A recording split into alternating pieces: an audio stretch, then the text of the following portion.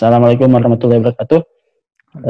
Apa kabar ya, kawan-kawan sahabat komunitas literasi Islam dan pemirsa YouTube channel komunitas literasi Islam ya. Berjumpa lagi dengan kami di acara ngabuburit online bersama intelektual Muslim. Sekarang sudah edisi ke-22 ya. Sudah semakin mendekati akhir Ramadan ya. Nah, pada kesempatan kali ini kita kedatangan tamu istimewa ya, jauh-jauh dari luar Indonesia, yaitu Pak Dr. Ahmad Sugiana ya. Kita sapa dulu beliau. Assalamualaikum warahmatullahi wabarakatuh. Waalaikumsalam warahmatullahi wabarakatuh. Gimana kabarnya di sana? Ini lagi di mana ya ceritanya? Ya alhamdulillah saya lagi di Daejeon kebetulan, jadi di Korea ya, Korea Selatan. Oh ya, kondisi di mana di sana seperti apa sekarang? Kalau di sini sebenarnya sih kalau yang kerja seperti biasa aja ya, jadi tidak ada yang beda gitu kan. Jadi kerja, bahkan saya baru datang ke sini aja langsung diajak salaman, terus dibuka masker gitu kan. Saya kan sampai kaget gitu kan ya. Gitu saya jelasin, saya ini harus masih karantina 14 hari minimal pakai masker kan, sama nggak boleh salaman. Baru mereka ngerti. Ya, kalau gitu itu yang ya situasinya, walaupun mungkin kayak restoran apa memang masih sepi ya, tapi per tanggal berapa ya, 6 Mei lah, per 6 Mei itu udah mulai ramai kembali karena mulai aturan-aturannya diperlonggar gitu. Karena mungkin sudah cukup stabil ya ini jumlah angka kasusnya mungkin. Iya betul. Lebih berasa lebih aman dan ya sudah bisa diperlonggar lah istilahnya. Memang sih ya mungkin beberapa minggu ya sampai sekarang itu ya mungkin sudah sekitar di bawah 10 lah. Pernah bahkan 0 ya semuanya di dalam negeri, kecuali yang airport ada berapa, 2 orang waktu itu kasus impor. Imported ini ya, kasus ya, imported case ya. Imported case. Wah, ini menarik sekali sebenarnya kalau kita bahas ya dari sisi penanganan COVID. Tapi sayangnya tema hari ini bukan itu ya. Seperti yang sudah kita informasikan ya kawan-kawan semua. Jadi hari ini kita akan bahas tentang teknologi transportasi. Itu lebih spesifiknya kereta api. Karena Pak Ahmad Sugiana ini memang seorang peneliti yang concern di bidang itu ya. Ya mungkin bisa cerita dulu Pak, ini sejak kapan nih suka atau menggeluti dunia perkereta apian? Kereta api ya. Ya sebenarnya sih saya sih kalau cita-cita saya awal-awal tuh sebenarnya jadi sarjana pertanian ya, bukan kereta api deh. Karena dari kecil saya suka bantuin orang tua di sawah gitu kan. Jadi kayak nanam padi, terus panen padi gitu kan ya. Cuma memang pas tahun berapa ya itu juga nggak sengaja, walaupun mungkin kalau orang Sunda bilang apa namanya kila-kila ya, atau tanda-tandanya akan ke kereta api kayaknya mungkin sejak SMP ya. Jadi SMP itu saya kan di SMP 9 Bogor gitu ya. Jadi sering lewat jalan kaki lewat rel gitu ya. Jadi sering kadang-kadang pernah sampai berpapasan ya, hampir ditabrak ya. Ya walaupun kan kalau dulu jalur Bogor Sukabumi itu kan kecepatannya kan rendah ya. Jadi walaupun udah dekat kita bisa masih loncat lah, bisa antisipasi gitu. Nah itu sering tiap hari lah selama SMP, bahkan SMA karena di situ juga. Nah, saya mulai menggeluti kereta api itu tahun 96 ya, sekolah di ITB ada program khusus tentang kereta api. Dari 96 terus karena sekolah itu ikatan dinas lah dengan PT Kereta Api, jadi lulus itu tahun 99 itu harus bergabung dengan PT Kereta Api. Langsung kerja di KAI berarti. Di KAI gitu kan. Jadi di KAI terus lanjut sampai 99 terus ya bekerja sampai 2013 sih kalau ini terakhir di KAI. Sempat juga S2 dulu di ITB, walaupun programnya kan karena di Indonesia nggak ada program kereta api, adanya ya elektro umum. S2 umum gitu di ITB. Terus 2013 ada kesempatan tadi S3 di Korea juga gitu kan, tentang kereta api khusus persinyalan kereta api. Nah, saya tertarik terus ya biasalah masalah perizinan, waktu itu minta izin resmi cuma nggak dapat izin, ya sudah akhirnya ya singkatnya ya berangkat dengan resiko ya pensiun dini dari kereta api Indonesia gitu. Termasuk sekarang juga risetnya masih tentang kereta api ya Pak? Iya, jadi saya justru tertarik sekarang ada postdoc itu ya karena bidangnya tentang kereta api, khususnya persinyalan kereta api. Gitu, walaupun mungkin semester ini saya mungkin baru karena sibuk disuruh ngajar, jadi ngajar tentang persinyalan kereta api di Korea. Oh, berarti nyambi ngajar juga di sana ya, riset sambil ngajar juga. Iya. Luar biasa sekali ya. Indonesia ini memang tidak pernah kehabisan para intelektual ya, termasuk juga di bidang kereta api ini gitu. Dan yang mana mungkin jurusan kuliahnya mungkin belum ada tuh, bahkan di Indonesia kayaknya belum ada ya. Belum ada ya. Yang ada kan paling transportasi gitu ya. Umum ya gitu ya. Nah, atau ada agak lebih khusus lah di ITERA ya, Institut Teknologi Sumatera tuh ya. Itu rencana buka S1 teknik perkereta apian, tapi masih tetap umum, belum khusus bidang persinyalan atau trek atau keretanya sendiri gitu. Jadi kereta api secara umum. Ya. Ini menarik juga sih. Mengingat Indonesia ini kan luas ya, artinya kan butuh moda transportasi yang berbagai macam, karena ya untuk menjangkau daerah kan itu butuh transportasi. Nah, ini saya jadi bertanya-tanya juga karena banyak yang menyebutkan bahwa kereta api itu adalah moda transportasi yang paling efisien dibandingkan moda transportasi yang lain. Ini benar atau enggak, Pak? Memang sih kalau di dunia gitu sampai saat ini gitu kan banyak hitung-hitungan ya. Saya mungkin lihat dulu contekannya ya. Jadi ya biasanya kalau bicara infrastruktur khususnya transportasi itu kan ya, pasti yang dilihat kan ya kalau kita lihat referensi ya, misalkan dari UIC lah ya, yang Organisasi Internasional Kereta Api itu kan ya. Pasti awal-awal yang dilihat itu adalah ekonomi dulu, istilahnya ini menguntungkan atau tidak gitu kalau kita bangun jalur ya khususnya kereta api di sini gitu ya. Dibandingkan dengan mode transportasi lain seperti ya mobil gitu kan atau yang lain gitu. Kapal. Itu kereta itu bisa kalau bicara detailnya gitu ya. Itu kalau bicara double track lah ya, dengan jalur mobil gitu ya yang 3 lane kali 2 itu kan. Jadi dari sisi memakan luas tanah aja gitu. Kalau misalkan tadi jalur mobil itu bisa sampai 75 meter. Tapi kalau kereta cukup 25 meter aja. Itu dari sisi efisien lahan gitu ya. Gitu. Belum dari sisi ngangkut penumpang.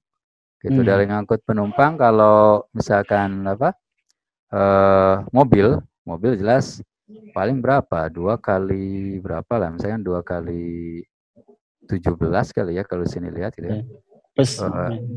Kalau kereta itu bisa sampai 66 penumpang gitu, kali 2 itu. Makanya kalau hitung-hitungannya itu kalau mobil itu kalau per jam dia bisa ngangkut berapa? 9.500 gitu kan. Mobilnya sendiri ya yang lewat. Kalau kereta kan satu gerbong bisa banyak gitu ya. Satu ya. Apalagi kalau kereta jarak jauh bisa sampai 20 atau 18 gerbong ya. Kalau mobil kan kalau dijajarin sampai segitu gitu kan ya. Makanya kalau total itu kalau ya mobil itu paling berapa? Per jam itu dia bisa ngangkut penumpang kalau hitung-hitungan dari ya referensi ya. 2 kali 7.650 orang.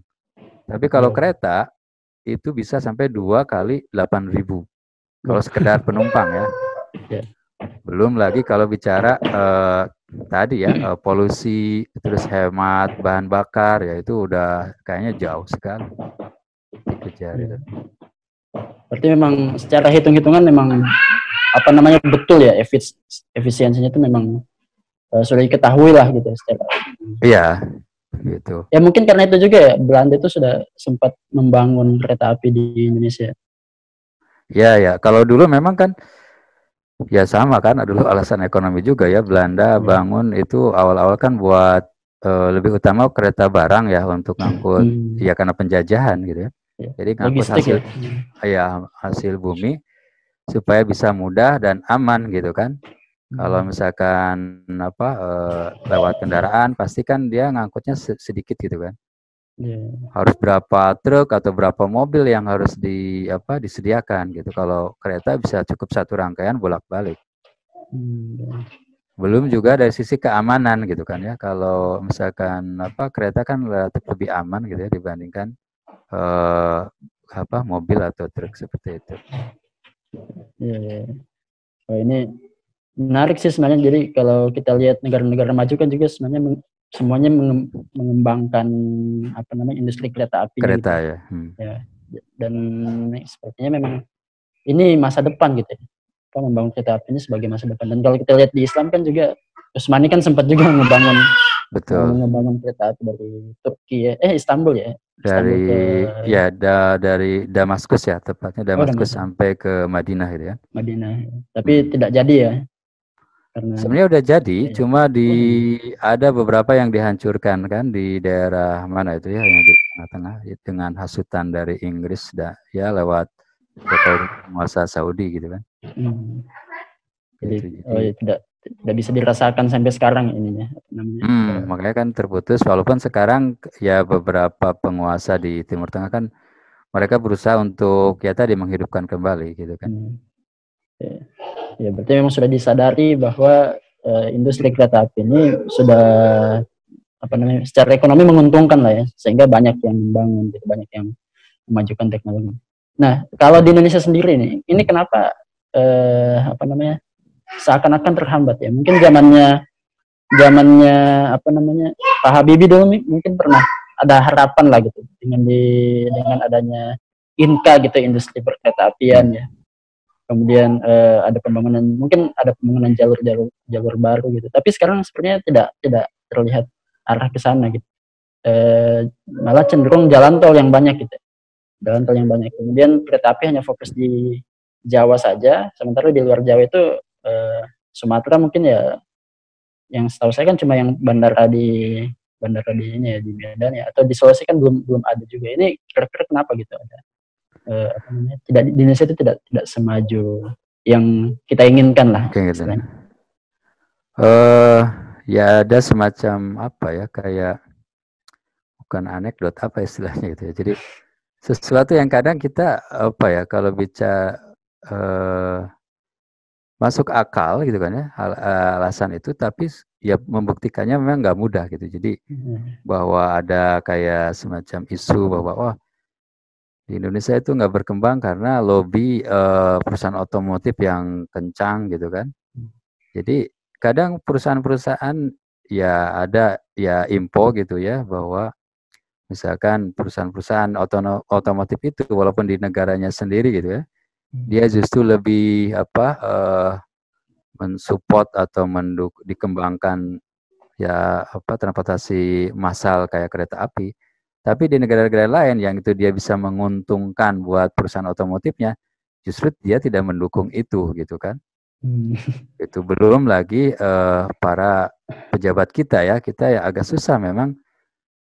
Ya kalau bicara oknum sih ya oknum, tapi kalau bicara sistem memang dalam kondisi sekarang ya susah juga gitu ya untuk kita bisa menjamin bahwa para penguasa itu, para pejabat itu memang benar-benar untuk kepentingan rakyat gitu. Karena memang pertama memang awal-awal investasi transportasi khususnya kereta api itu memang lumayan besar ya, dibandingkan kita jalan tol atau jalan raya. Ya mungkin kalau orang kayak investor apalagi ya lebih cepat kita jalan raya gitu. Jadi baliknya modal itu cepat gitu. Gitu ya. Tapi kalau Lebih cepat kereta, untung ya. betul. Kalau kereta itu memang tidak terasa langsung dampaknya gitu kan ya. Tapi istilahnya makanya kalau negara-negara maju itu kan berpikirnya ini efek domino gitu. Jadi tidak kita bisa langsung ambil dari tiket, tapi dari pertumbuhan ekonomi, terus misalkan perkembangan regional, terus daerah-daerah yang lain terpengaruhi. Itu yang mereka pikirkan ya itu sangat bermanfaat gitu kan. Kalau kita kadang-kadang ya tadi kan ya kadang berpikirnya itu seperti orang jualan gorengan gitu ya. Di modalnya berapa, untungnya harus hari itu juga gitu Hari itu dapat. juga. Ya kalau infrastruktur nggak bisa seperti itu gitu. Gitu. Jadi kayak Indonesia itu memang ya pertama dulu sama Belanda kan, makanya dulu waktu zaman Belanda itu dikatakan cukup untung katanya, makanya pegawai-pegawai kereta api itu makmur. Gitu. Terus zaman Jepang ya terus ini kelola itu, walaupun memang umumnya sih kalau bicara kita keumuman ya rata-rata kita nggak bisa mengandalkan keuntungan itu dari tiket. Biasanya mengambil keuntungan itu dari hal-hal yang berkaitan di sekitar kereta, misalkan kayak misalkan di Jepang sendiri dia ngembangkan misalkan tadi kan kuliner di sekitar stasiun, terus advertisement atau iklan-iklan gitu ya, bahkan bangun hotel, bangun ya properti dan lain-lain, mall di sekitar stasiun. Jadi itu yang lebih menguntungkan gitu. Jadi si transportasinya sendiri itu sebagai ini aja trigger untuk terjadinya bisnis di sekitar lingkungan kereta api. Gitu. Jadi makanya kalau kita mikirnya ya sekarang sih bicaranya non core bisnis lah gitu. Dulu mungkin nggak kepikiran, tapi sekarang di KAI atau di Indonesia juga mulai gitu. Kalau bicara mikronya ya, gitu. Kalau bicara makronya memang ya sepertinya di kita itu ya tadi pertama yang sering masalah itu campur tangan politik ya atau intervensi politik itu. Jadi walaupun kita udah punya master plan ya di Indonesia itu, misalkan dari kereta komuter atau perkotaan, terus ada kereta jarak jauh, termasuk ada kereta cepat gitu ya. Tapi ya kadang susah untuk ya tadi ya mungkin di Indonesia kita terkenal rencana kemana, implementasi kemana gitu. Gitu termasuk kayak kereta cepat Jakarta Bandung itu kan awal-awal itu tidak ada di master plan. Akhirnya master plan-nya kan direvisi gitu akhirnya jadi ada gitu kan.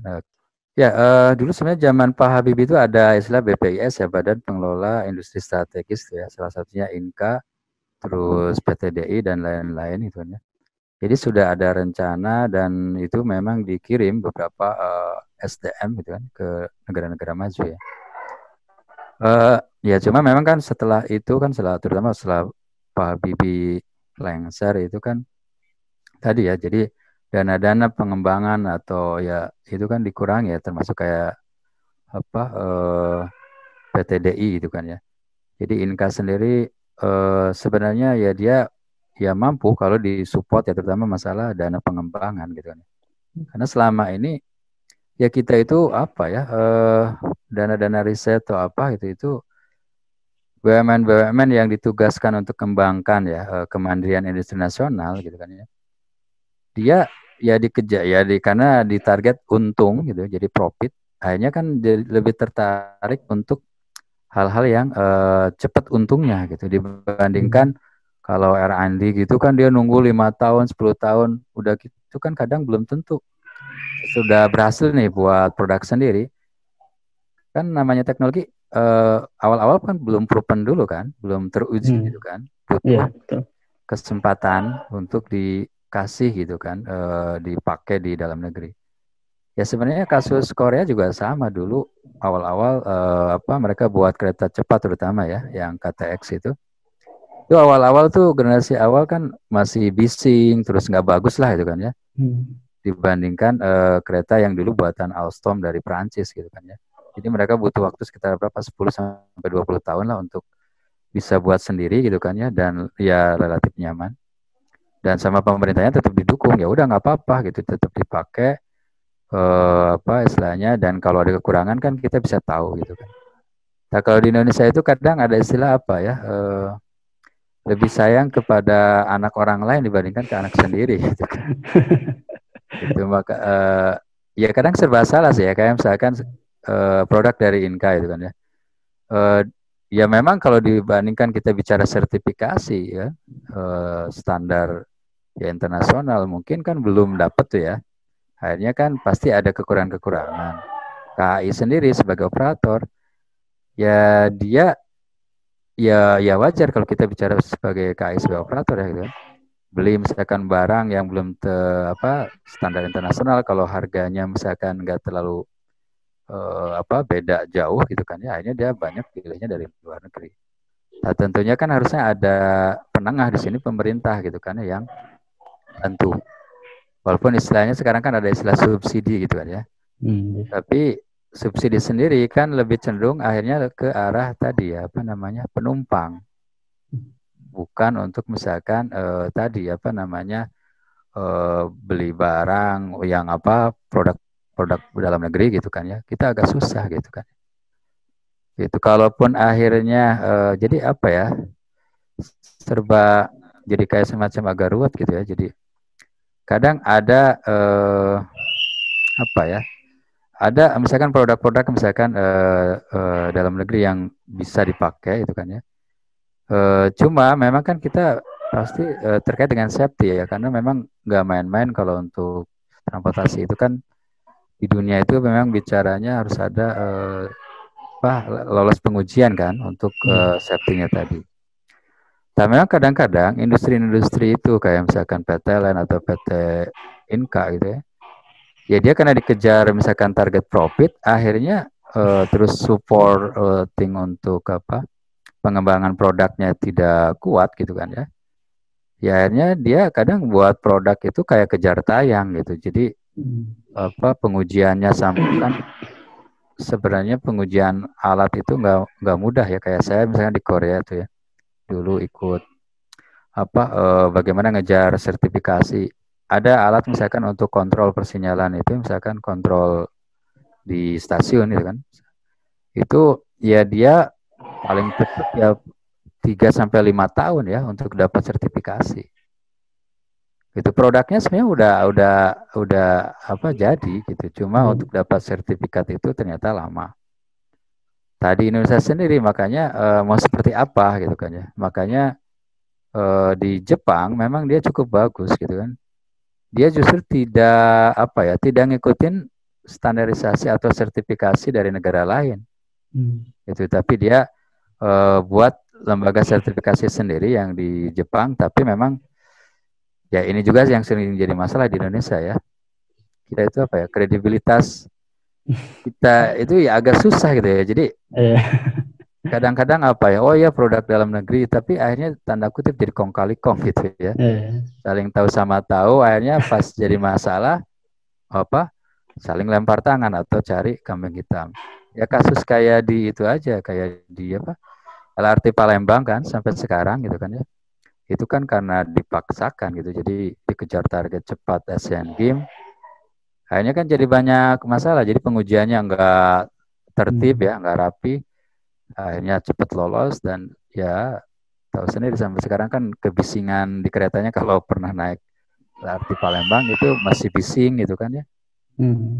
Gitu, jadi ada beberapa fitur teknologi persinyalan juga belum diaktifkan gitu kan. Jadi ya sebenarnya itu ya kalau ini jadi ya cuma kan orang akhirnya saling ini kan karena ada intervensi dari politik yang lain, harus di launching atau dijalankan gitu. Jadi ya yang lain ya tentunya tadi ya, selain komitmen tadi anggaran, tentunya komitmen ya orang ya, jadi kedisiplinan untuk mau ya proses. Gitu. Selain juga ada kadang-kadang ya tadi kalau bicara oknum-oknum yang ya bisa dibeli ya, itu yang mungkin bahasa vulgarnya gitu kan. Itu jadi susahnya di Indonesia gitu kan. Jadi sebenarnya kalau bicara SDM ya, kita sebenarnya lumayan apa ya, ya banyak yang diakui di luar gitu kan, di luar negeri itu SDM Indonesia. Gitu, masa contohnya pesawat kita bisa buat, kereta yang cuma di darat gitu ya, itu kok susah gitu kan. Gitu, kayak apa, expert di PTDE kan banyak dipakai di luar negeri gitu kan ya. Kalau kereta sebenarnya enggak serumit pesawat tentunya. Gitu. Oke. Ya berarti kalau saya coba simpulkan ya tadi pemaparan Pak Ahmad Sugiana, jadi memang ada masalah di mindset juga kan ya. Jadi kayak keinginan untuk untung cepat ya, orientasinya bisnis ya, profit gitu, membuat pengembangan ya R&D di bidang industri strategis atau industri yang cukup canggih kayak kereta api atau pesawat juga yang mungkin kena korban juga gitu ya. Iya, termasuk juga mungkin mobil mobil nasional ya, mobil nasional. Iya, mobil nasional. Itu kan sekarang jadi bahan guyonan sekarang karena memang tidak jadi atau mungkin jadi tapi ya ngambil dari mana gitu, bukan R&D dari kita sendiri. Saya jadi ingat juga sih dengan prinsipnya Pak Habibie ya. Jadi yang penting itu sebenarnya jam kerja gitu. Kalau misalnya kita mau bisa menghasilkan sesuatu yang canggih, ya maka kita harus kerjain dari sekarang gitu. Jadi gak apa-apa jelek-jelek dulu yang jadi, tapi proses itu selalu ada ya. Mungkin mirip seperti yang disampaikan Pak Ahmad Sugiana tadi. Betul, jadi, proses itu. Ya proses menuju mandiri itu memang harus ditempuh, dan tentu tidak langsung untung gitu, dan ada investasi yang cukup panjang, investasi waktu, biaya gitu. Nah ini yang mungkin tidak ada. Tambah lagi tadi ya, tambahan dari Pak Ahmad bahwa ada masalah integritas mungkin ya. Jadi ya integritas publiknya yang repot. Yang bisa disuap atau dibayar, sehingga apalagi kan masalah sertifikasi ini kan menentukan masalah keselamatan juga kan, kualitas dan keselamatan alat tersebut. Nah ini bisa dibilang ya mungkin ini yang namanya masalah sistemik ya. Jadi bukan cuma masalah teknis tapi sistemik juga, mulai dari orang, kemudian pembiayaan dan lain-lain, dan saling mempengaruhi satu sama lain. Ya menarik ya. Ya coba kita lanjutkan ya. Tadi kan sempat disinggung ya masalah kereta cepat ya, KCIC atau KCJB, kereta cepat Jakarta Bandung. Ini awal mulanya tidak ada masuk dalam master plan pembangunan, tapi pada akhirnya masuk ke PSN kan, program strategis nasional gitu. Dan lucunya ya kenapa malah milih mengembangkan kereta cepat ya, alih-alih membangun infrastruktur kereta api yang lebih mantap ya di daerah-daerah lain, tapi malah membangun kereta cepat yang mana itu di Jakarta Bandung yang sudah ada keretanya, sudah ada jalan tol yang bagus gitu. Udah ada jalan kayak jalan puncak gitu ya, via puncak, tapi kenapa ini kereta cepat yang dijadikan proyek? Ya kalau bicara ini kan, kalau bicara formalitas ya gitu kan. Dulu waktu zamannya Pak Menterinya, Pak Menhubnya Pak Zonan kan, beliau memang tidak setuju gitu kan dengan kereta cepat itu gitu kan. Gitu. Jadi ya beliau kan ya setujunya kan bagaimana kembangkan dulu kereta-kereta jarak jauh atau kereta-kereta di luar Jawa gitu kan. Gitu, walaupun memang sekarang ya Pak Jokowi kan sudah memprogramkan kan kayak kereta di Papua, terus di Sulawesi ya, dari Makassar ke Parepare gitu kan. Kayak gitu. Jadi kereta-kereta istilahnya ya dikatakan perintis lah ya untuk buka jalur gitu kan. Nah, untuk ini memang ya lumayan lah, sampai waktu itu kan Pak Jonanya kan maksudnya diberhentikan gitu kan ya, jadi Menhub gitu kan. Bahkan kalau kita lihat di foto groundbreakingnya sendiri kan, beliau tidak kelihatan gitu kan waktu Pak Presiden groundbreaking di kereta cepat tadi kan. Gitu, jadi peletakan batu pertamanya. Ya kalau bicara itu ya makanya kalau lihat dari apa studi kelayakan gitu kan, itu kan sebenarnya ya walaupun yang buat studi kelayakannya kan sebenarnya Jepang gitu.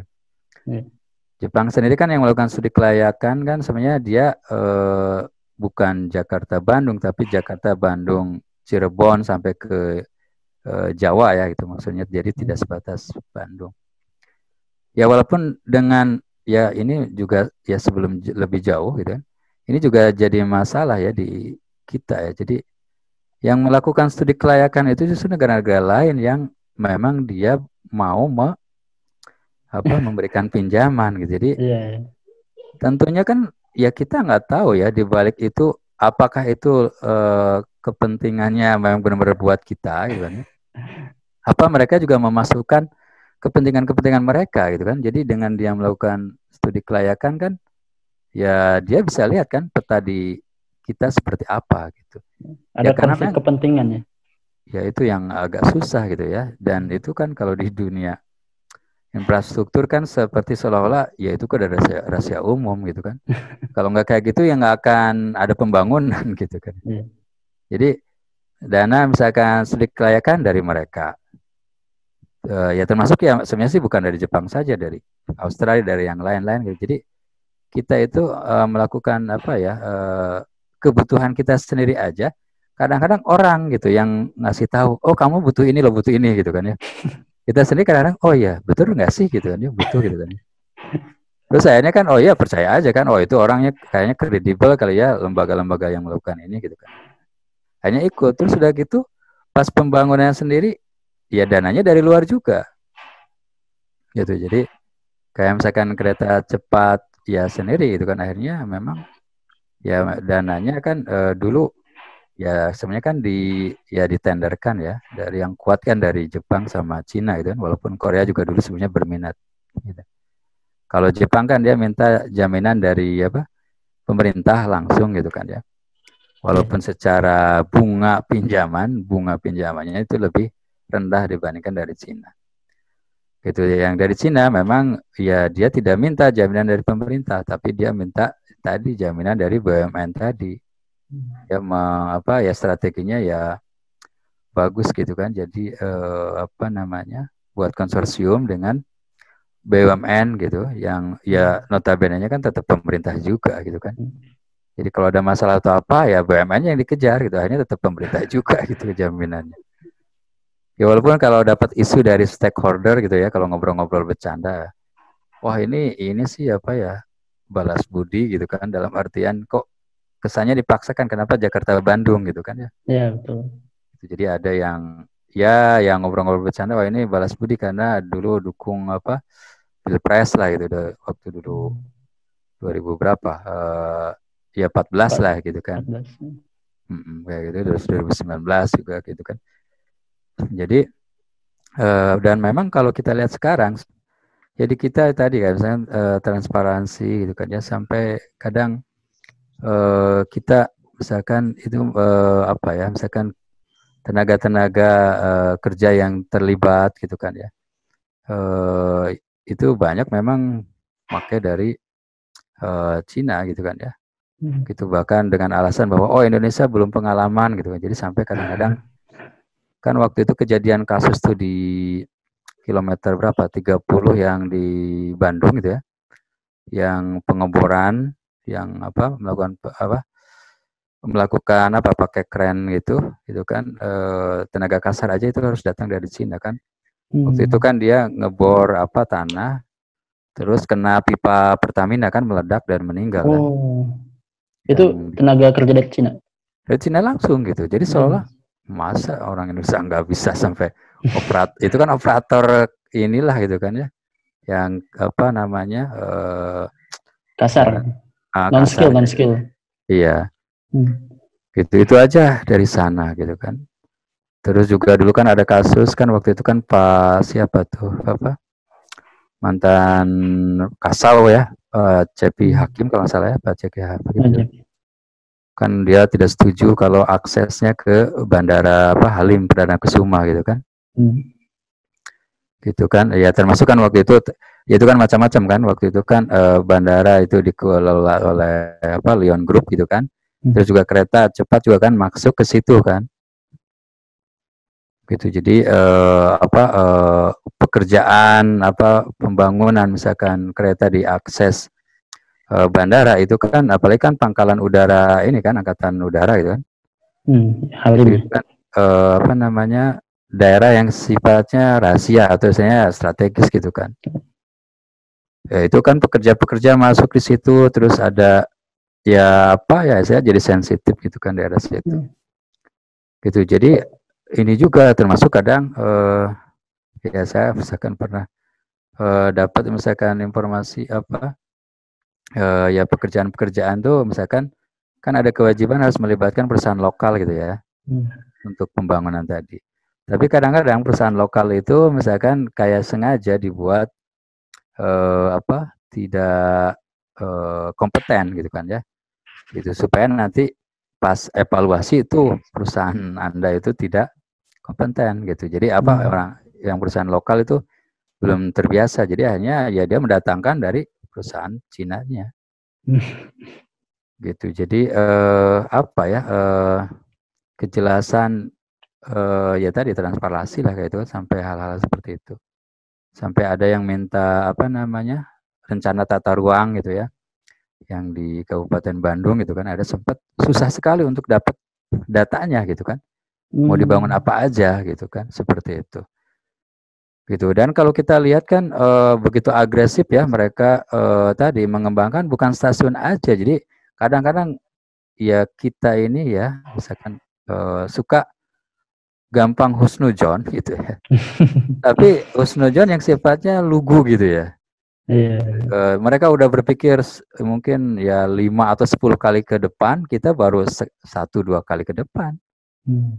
Gitu. Jadi kayak kita nih, setiap stasiun kan ada 4 stasiun kan kalau kereta cepat kan, Tegaluar, terus apa Walini, terus Karawang, sama di Halim sendiri.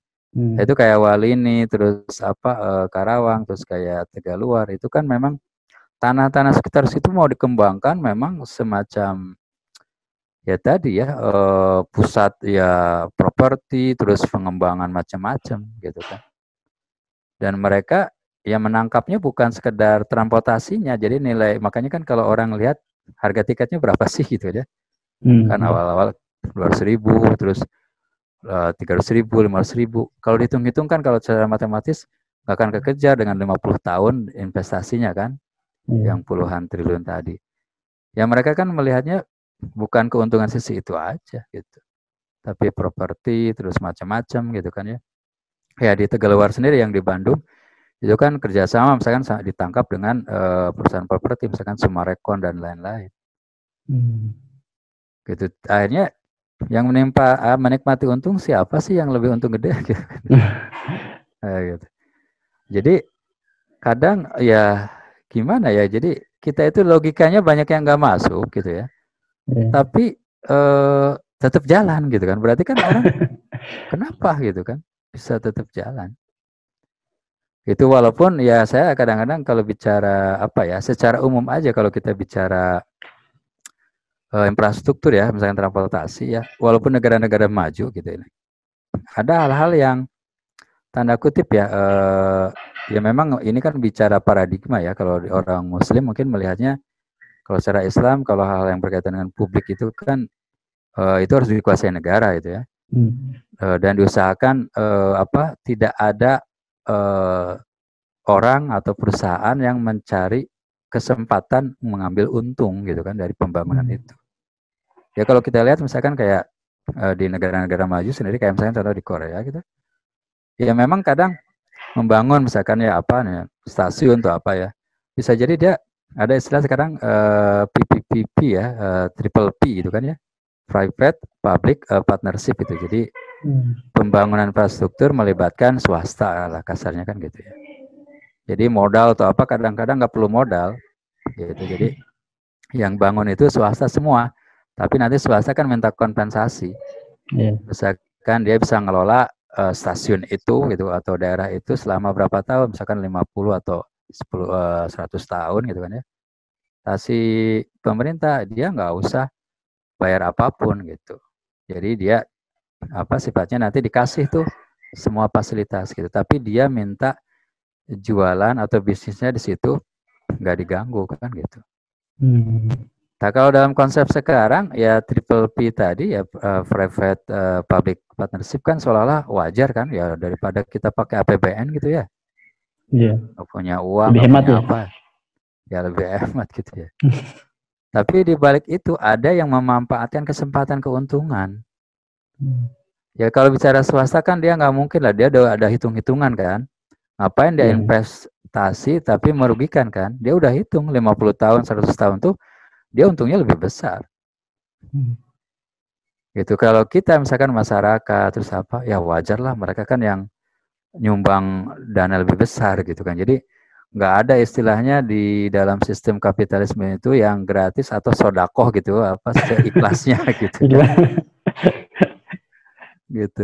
Itu akan sangat sulit gitu. Jadi semua ada ya nilainya lah gitu. Jadi dan itu wajar. Apalagi swastanya swasta asing ya. Iya, itu lebih ini lagi. Gitu makanya ya apa ya ya kita termasuk sekarang kan jadi agresif kan, rencana kan kita juga akan memperpanjang jalur ke Surabaya gitu kan, lewat jalur utara maupun jalur selatan. Gitu memang kalau bicara infrastruktur seolah-olah kan makanya agak susah ya istilahnya kalau sekedar di permukaan kita membacanya seolah oh ya maju gitu kan terbangun tuh ada kereta cepat nyaman gitu rapi, tapi di balik ini sebenarnya hak rakyat itu benar-benar terpenuhi atau enggak gitu, atau ada ketimpangan atau enggak, itu yang kadang kita enggak melihat ya. Termasuk kayak kereta yang sekarang kan mungkin kereta api nih yang jarak jauh kan udah nyaman kan gitu ya, jadi dapat satu penumpang satu orang satu gitu kan kayak gitu. Tapi ya kita tidak melihat kalau kita bicara apa namanya sebenarnya gimana sih dari balik itu gitu kan ya, masalah harga tiket atau apa gitu kan. Dan kalau kita bandingkan dengan negara lain aja, di Indonesia itu keretanya harga tiketnya ya lebih katakan mahal. Oh iya masih mahal ya itu kan. Ya kayak misalkan kita Jakarta ke Jogja aja berapa sih? Kalau kereta eksekutif misalkan 500.000 gitu ya. Iya, sekitar 500.000. Dari kalau di sini kayak misalnya di Korea contohnya itu bukan kereta biasa, kereta cepat aja ya. Dari ya jaraknya sama kayak Jakarta Jogja itu Seoul ke Busan ya. Mungkin kalau eksekutif ya sekitar 600.000 ya. 600.000 tapi kereta eksekutif kecepatan 2,5 jam kereta cepat gitu.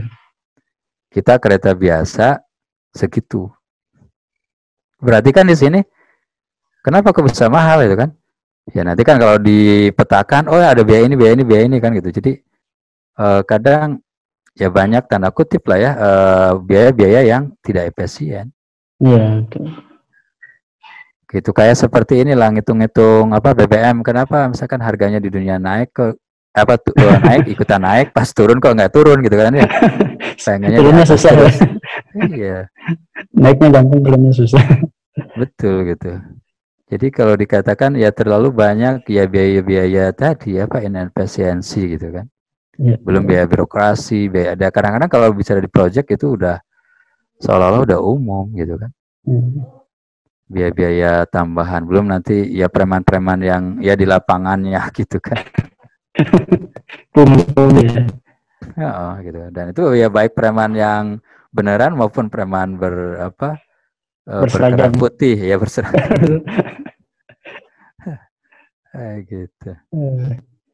Baik. Ya berarti memang banyak sekali inilah, banyak sekali dalam tanda kutip satu yang janggal lah gitu di proyek KCJB atau KCIC, Kereta Cepat Indonesia ini. Yang mungkin publik belum tahu banyak gitu, melihatnya mungkin ya bangunan-bangunan saja. Tapi sebenarnya sekarang sudah banyak yang kritis juga karena melihat dampak-dampak lebih kepada dampak lingkungan sih. Oh iya. Dampak lingkungan ya, yang katanya mungkin amdalnya sangat-sangat minimalis atau bahkan mungkin nggak ada gitu. Nah ini saya jadi pengen nanya, kalau secara perencanaan, secara teknis, secara dampak lingkungan ya amdalnya itu gimana Pak menurut pengamatan Bapak? Apakah sudah sesuai kah, atau ada yang diterabas demi terwujudnya proyek ini? Ya kalau bicara ini, kalau statement dari Pak Menteri dulu tanggal berapa ya? 6 Januari kalau nggak salah. 6 Januari 2020 kan, waktu rame banjir yang Jakarta Cikampek ya. Ya, Yang kilometer Januari berapa? Mungkin. Ya Januari. 6 Januari 2020. Ya. Itu statement beliau kan yang kilometer berapa? 24 kalau nggak salah ya. Itu bahwa penyebab banjir ya tadi kan dari urukan kereta cepat tadi gitu kan. Itu kan yang kasat mata ya, yang benar-benar terasa gitu kan ya. Jadi memang ya kita ya tadi ya, kadang ya karena kan proyek ini kan juga dikejar target ya. Awal-awal kan semua proyek strategis nasional itu kan targetnya 2019 kan. Target awalnya kan kayak sebelum Pilpres kali ya. Iya, jadi LRT Palembang, LRT Jabodebek, terus ya kereta cepat gitu kan ya. Terus akhirnya kan mundur-mundur terus kan. Ya dengan target yang sebegitu, dan itu kan kadang kalau kita bicara di tahapan ya, kalau ya saya mundur ke belakang, jadi tahapan di ya kalau dari referensi UIC itu Organisasi Internasional Railway gitu kan. Jadi mungkin saya bisa share nggak ini, share screen untuk yang sebentar saya share dulu. Gimana operator bisa share screen? Ada kelihatan ini? Ini apa? Bisa ya? Iya. Tadi ya itu kalau bicara pembangunan terutama kereta cepat ya, ini dari ya sumbernya High Speed Railway System Implementation Handbook ya, UIC. Itu lembaga internasional berkaitan dengan kereta api. Ya setidaknya fasenya ada beberapa fase ya, ada emerging fase emerging, ada feasibility atau studi kelayakan, ada desain, ada konstruksi dan operasi. Kita kan banyaknya seringnya loncat-loncat gitu ya. Jadi ujuk-ujuk tahu-tahu studi kelayakannya ada gitu kan ya, cuma berapa ini gitu kan. Terus ya tadi terus akhirnya di pembangunan gitu kan ya. Gitu sehingga ada istilah joke gitu atau candaan kalau di luar itu, maksudnya di luar negeri itu biasanya planning itu 90% gitu kan ya. Adjustment itu kalau di pembangunan gitu ya, adjustment itu 10%. Kalau di Indonesia itu justru kebalikannya, jadi 10% planning, jadi gimana nanti aja dah gitu kayak nanti improvement gitu kan, adjustmentnya yang banyak gitu. Dicocok-cocokin ya di akhirnya gitu. Iya, dan itu cost-nya kan semakin bengkak gitu kan kalau kayak gitu. Itu agak repot gitu kan ya. Kayak contoh misalkan yang sekarang terasa ya tadi ya yang LRT Jabodebek gitu ya. Dulu kan deponya di Bekasi, terus susah pembebasannya, pindah ke Cibubur, terus susah lagi itu. Jadi berarti kan memang ada yang ketidakpastian gitu. Dan itu di perencanaan kan berarti ya ada sesuatu gitu kan ya, gitu jadi tidak matang minimal kan gitu ya. Gitu. Jadi tahapan-tahapan itu kadang nggak mudah gitu. Dan kita biasa ya tadi mungkin ya karena biasa dulu sering ada cerita cerita Gunung Tangkuban Perahu Sangkuriang gitu kan. Semalam jadi gitu.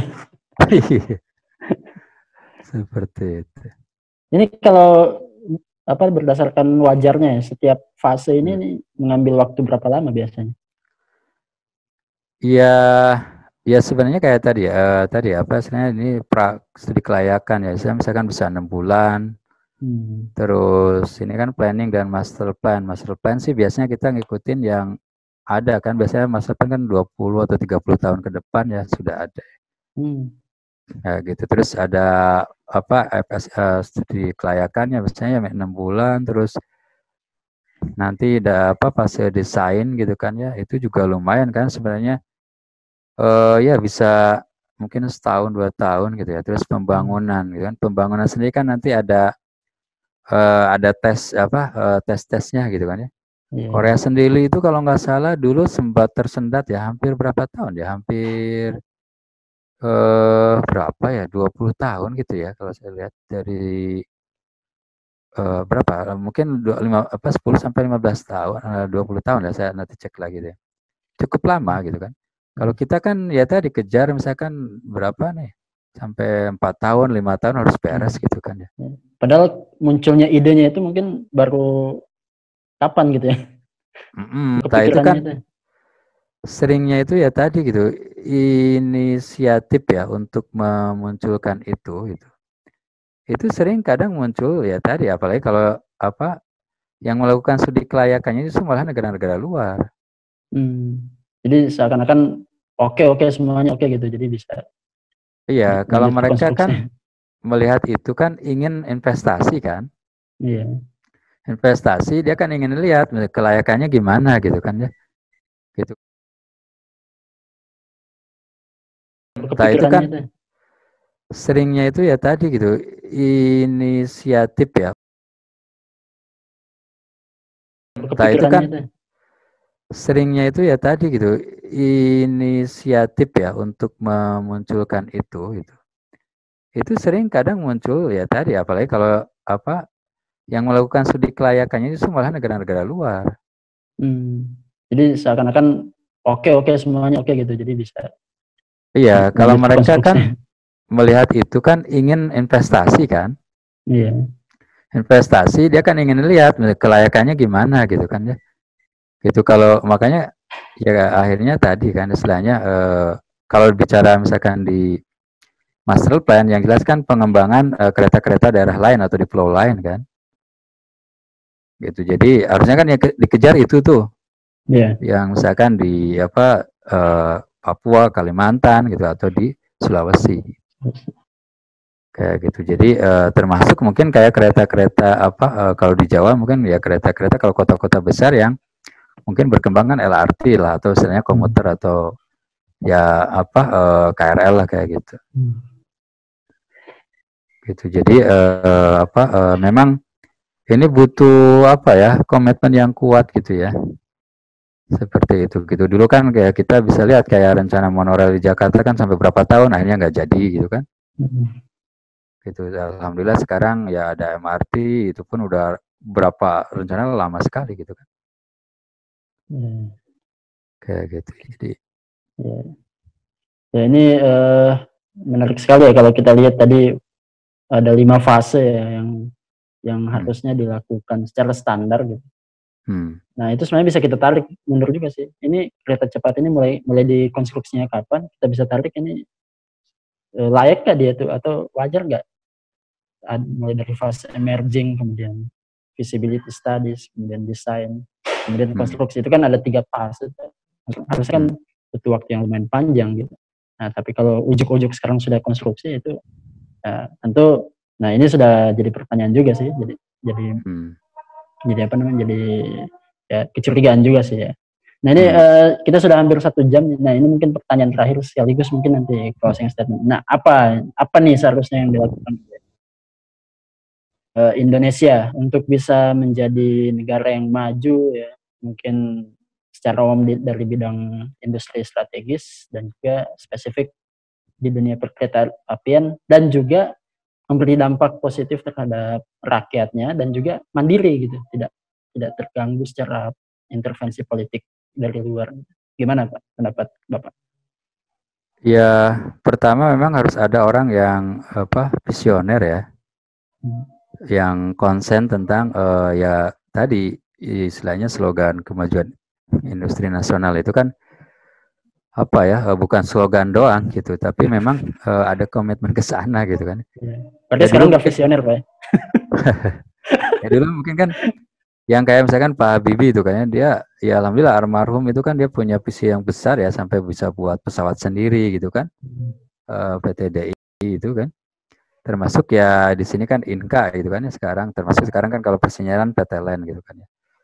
Nah sekarang kan ya kadang sering ganti misalkan pemerintahan, kadang berubah lagi gitu kan dukungannya. Gitu. Jadi harusnya kita kapan punya misalkan kereta buat kereta sendiri gitu kan ya. Kayak misalkan Cina itu, misalkan dia bisa mengembangkan kereta cepat sampai bisa ekspor sekarang. Memang dukungan pemerintahnya memang kuat gitu kan. Dan dia tumpangkan ya, maksudnya transportasi itu gitu bukan sebatas memandangnya transportasi saja, tapi bagaimana membuka jalan untuk dia bisa ekspor kan, makanya dengan jalur sutra itu kan. Dia kan coba mengembangkan lewat jalur kereta juga kan, untuk bisa kirim barang-barang dia ke Eropa maupun ke Asia gitu kan. Tadi sini tentunya bagaimana Indonesia gitu kan ya. Ya tadi kalau target minimal untuk dalam negeri ya, pemerataan kesejahteraan masyarakat gitu ya, rakyat. Jadi di Jawa terus di Sumatera dan lain-lain kan ya, tentunya butuh komitmen dari pemerintah yang visioner. Yang kedua ya tentunya ya alokasi ya budget untuk pengembangan gitu. Itu jadi bagaimana harusnya diberikan kesempatan kan lembaga-lembaga atau institusi itu mengembangkan tadi, dan dia diberikan target dan diberikan kesempatan proses gitu ya. Jadi kadang-kadang kalau cuma dana aja kan kadang-kadang ya udah dipakai apa aja kan gitu. Tapi diberikan target terus juga prosesnya gitu. Dan nanti setelah jadi dikasih kesempatan dia untuk dipakai gitu kan ya. Kayak misalkan kan kayak kita sekarang ada yang udah bisa berhasil tuh buat mobil listrik, motor listrik gitu kan. Gitu. Ya malahan kita tetap ngambil dari luar kan gitu kan ya. Itu dan begitupun apalagi ini kereta api gitu kan ya. Nah ini istilahnya butuh benar-benar ya dukungan dari pemerintah gitu. Jadi nanti kesempatan dia dipakai gitu kan ya, itu bagaimana kan seperti itu. Gitu. Jadi memang sih sebelum dipakai ya kita nggak ingin juga produk yang jadinya misalkan belum teruji, makanya dikasih kesempatan untuk pengujian karena proses pengujian memang butuh biaya juga lumayan. Itu kalau bicara sekedar kalau bicara SDM kan ya kita sebenarnya sudah mampu lah gitu kan ya, banyak yang bisa gitu kan. Termasuk juga mungkin lembaga-lembaga yang mendukung kan, kita harus ada auditor teknologinya gitu kan ya, itu harusnya diperkuat gitu ya. Kalau sekarang kan kita BPPT gitu kan ya. Terus itu kan diperkuat, dia punya kemampuan sendiri gitu. Kayak Jepang misalkan kenapa dia misalkan nggak ngikutin sertifikasi luar negeri, tapi kereta cepatnya sampai sekarang kan termasuk yang paling aman di dunia kan. Nah, dia berarti lembaga auditornya atau penguji dari teknologinya itu memang udah benar-benar teruji, punya kemampuan gitu kan ya. Jadi kita nggak usah latah ngikutin negara-negara lain gitu kan ya. Termasuk Korea ada misalkan dia produknya dalam negeri, dia nggak perlu sertifikasi dari luar untuk produk dalam negeri, ya dia dipakai sampai sekarang aman juga. Gitu. Jadi lembaga-lembaga pendukung kayak misalkan auditornya, terus ya tentunya yang si manufakturernya atau pabriknya ya kayak Inka atau landnya ya dia di-support benar gitu. Gitu. Itu kalau sekedar kita ngejar kemajuan gitu ya, teknologi keretanya. Tapi kalau kita ingin benar-benar kemajuan dan tadi ya dan juga keadilan, ya tentunya memang ini bicaranya sistemik gitu, bukan sekedar teknologi. Gitu. Kalau peran Islam dalam hal seperti ini ada nggak? Ya memang nanti paradigmanya agak berbeda gitu ya. Jadi misalkan masalah kemajuan teknologi atau kemandirian industri nasional kan ya. Kalau dalam Islam, jadi kayak tadi kan kesulitan biaya kan, jadi orang banyak yang mewakafkan gitu kan ya.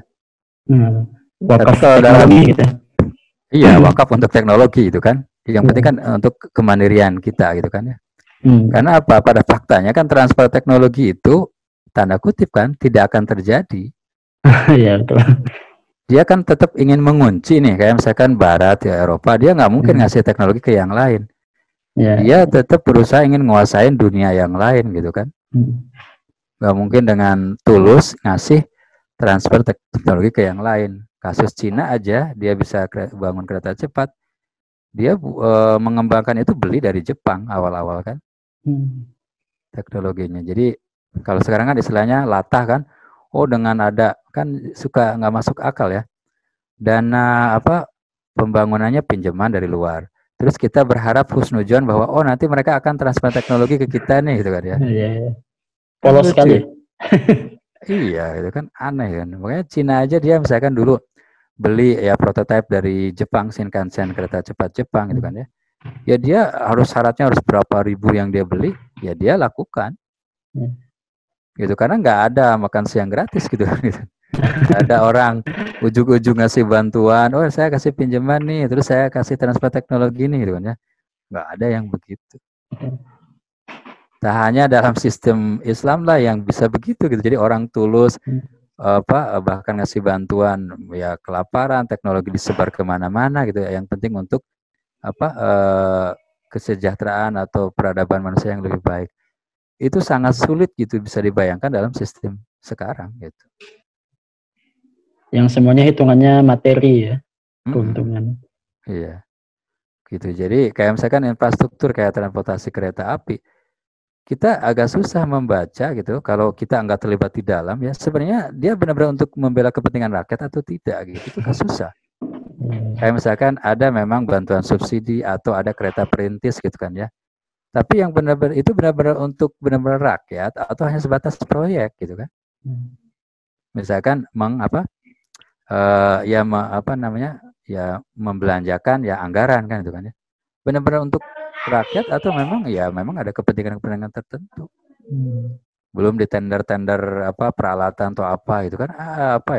Ada pesanan-pesanan tertentu itu dalam sistem sekarang memang susah dihindari gitu ya. Itu ditumpangkan gitu dengan justifikasi yang masuk akal gitu kan ya. Akhirnya orang-orang intelektual pun kadang ya tanda kutip ya terlibat juga gitu kan. Gitu. Jadi akhirnya kita itu seolah-olah ya semua kamuflase gitu ya.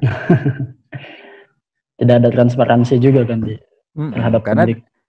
Iya, karena di barat pun ya sama kan, ternyata kan ya mereka pinter-pinter aja kan mengemas